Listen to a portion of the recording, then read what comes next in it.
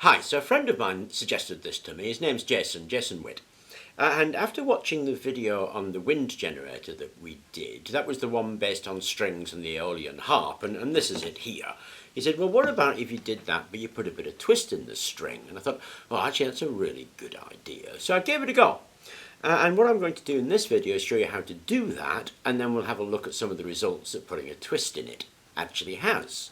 Now, we've put twists in things before, particularly when we made the artificial muscles, and when we made the rubber fridge as well. We twisted the coils there because it stores energy in the twist. Now, this is based on the artificial muscle video that I did, but I'm going to show you how to make them in this video, and they're really easy to make. This is a bit of nylon strimmer line. You can use nylon fishing line as well, but nylon works really, really well. And all you do is twist it up until it supercoils. Now, I'll show you what I mean by that by actually doing it. Okay, so I've got my strimmer line and I've just fixed one end. I've put it into a bench vise, but you just fix one end and put the other end into a drill. Now, if you're using fishing line and it's a bit small, then put a hook in your drill and tie your fishing line onto the hook. And then all you do, give it a bit of tension and start to spin it.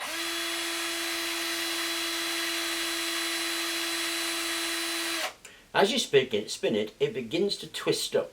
When it's twisted the most it can, it'll lay another twist over that twist, and that's the supercoil. So I'm going to twist it until it gets to that point, and then give you a view of that. So here it is, there's the coil started, and you can see here's the twisted line, and as I continue to spin that, that coil will grow outwards, and that is the supercoil where it is a coil on a coil.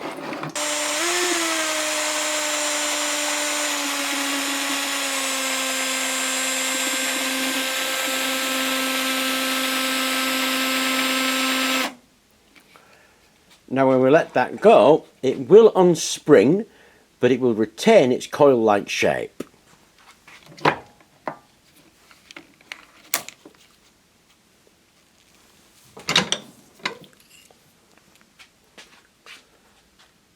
And there we go. One supercoil, or if you like, artificial muscle. That's how artificial muscles are made. And we'll make one of those to go on our energy collector.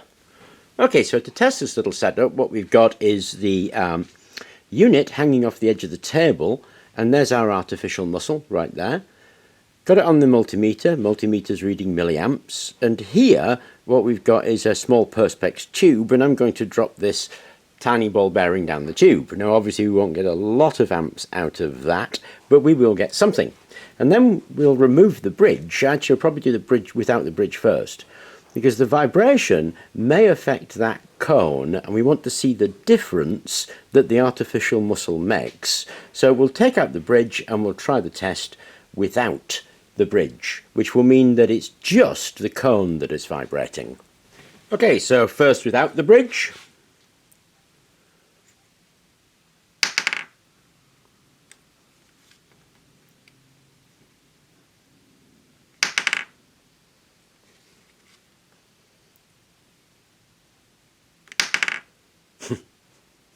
And quite a lot of nothing. And now with the bridge.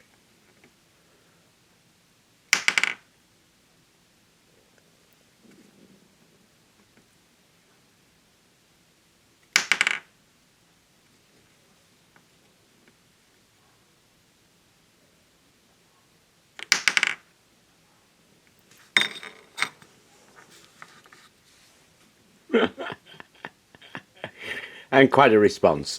Incidentally, you'll notice when I hit the... Look at that. Anyway. I think that's pretty cool. I mean, to admit, it wasn't a lot of power, but then we're dropping this little ball bearing through, and that probably weighs, I don't know, a couple of grams. Then we're dropping it down that length. So if we weighed that and add that weight, we could calculate what kinetic energy was being transferred, incidentally, and work out the efficiency that it's picking up the vibrations if we wished to. Now, it doesn't actually work in the wind. We tried this, remember, with the strings and the Aeolian harp as a wind generator. It worked great. When we do this to it, there's no real benefit. It doesn't do much. But in terms of picking up the vibrations around it, actually, it's astounding. I mean, that it got anything at all from this tiny ball bearing is amazing, to be honest. And what's really cool about it is It's a piece of nylon string that has been wound up into a coil. It's not the most expensive piece of equipment you're ever going to want to build. Now, vibration energy harvesters are a hot topic. There's a whole corridor in Heathrow that uses these things to light the corridor from the footfall of the passengers. If we stuck these things on bridges, there's enough energy in the traffic crossing that bridge to light the bridge. So there's a lot of available energy that can be harvested from vibrational energy if we had cheap vibration energy harvesters. And this looks to me like it's a real way to go for cheap vibration energy harvesting. And that's what struck me as so cool about it. Now, we tested it with and without the cone to see what kind of contribution it would make. If that cone had been on the bench and we tapped it, yeah, sure, it would have made a contribution. But we saw that it made absolutely no contribution at all. But when we put the artificial muscle on, that artificial muscle vibration transferred to the cone is what was picking up the energy. So this artificial muscle, very simple thing to make.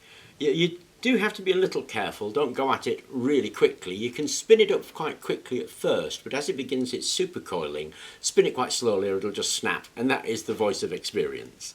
Anyway, this was, like I say, a development of an idea Jason shared with me, and I thought it was really awesome, which is why I've done this video.